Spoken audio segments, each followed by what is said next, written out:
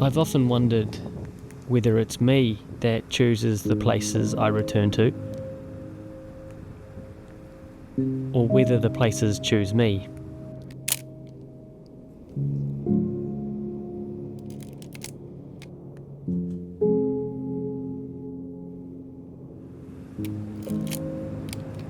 Some places remain with me long after I've left them,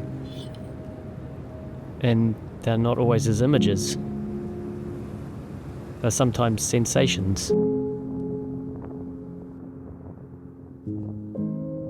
The weight of the earth under my feet.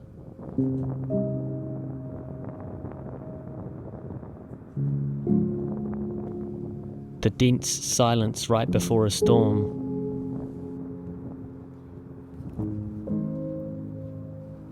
The sound of the wind. The feel of it on my skin.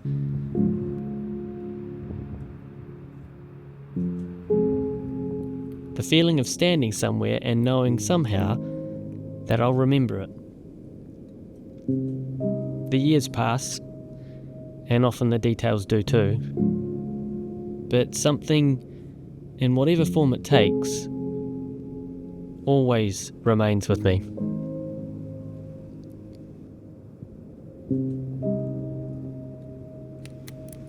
I'm shooting in black and white today, FP4.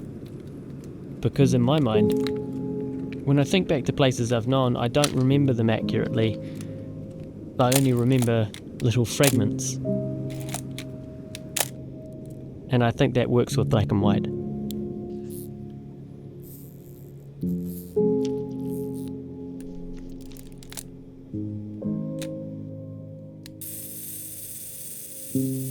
Lately I've been placing myself into these photographs, not to be seen, not as a claim upon the land, but as an acknowledgement of my presence within it.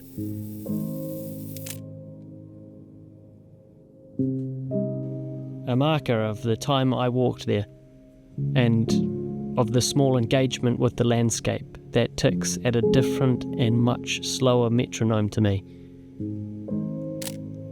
It's a reminder that this meeting between person and place happened, however briefly. And I think black and white seems to leave room for that. It asks less about what a place looked like, and more about what it felt like to be there.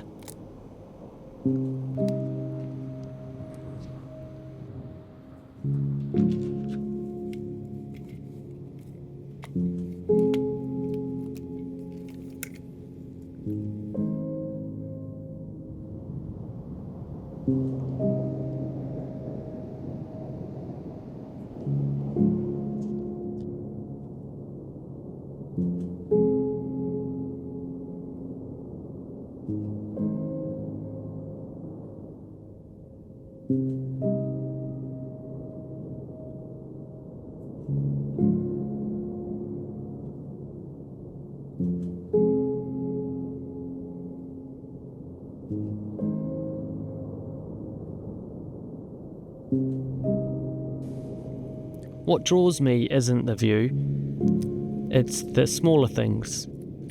Perhaps because we live in a time when so much is changing, and yet most of that change remains invisible.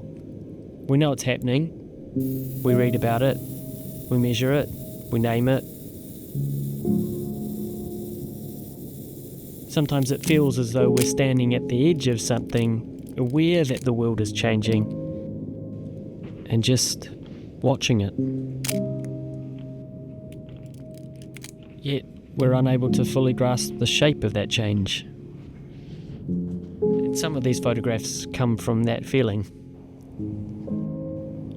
That feeling of being on the precipice of ignorance.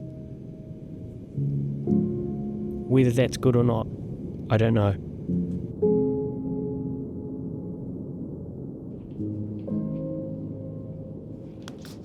Let's see how this one turns out.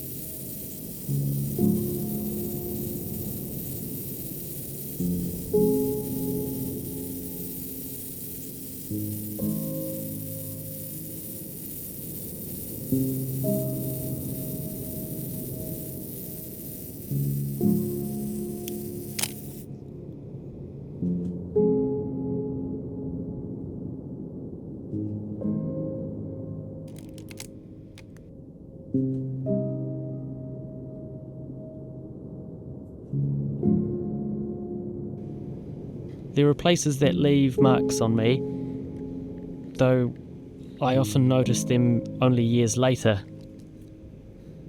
A photograph can do the same thing.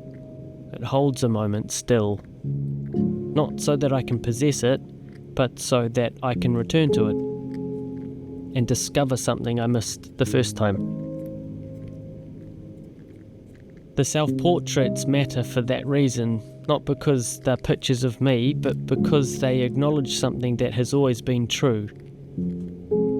Every photograph contains the photographer, and their choices, their attention, their silences, their way of seeing. The world changes, places change, people change, and photographs become small traces of these encounters, evidence that for a brief moment, two things met. A person and a place.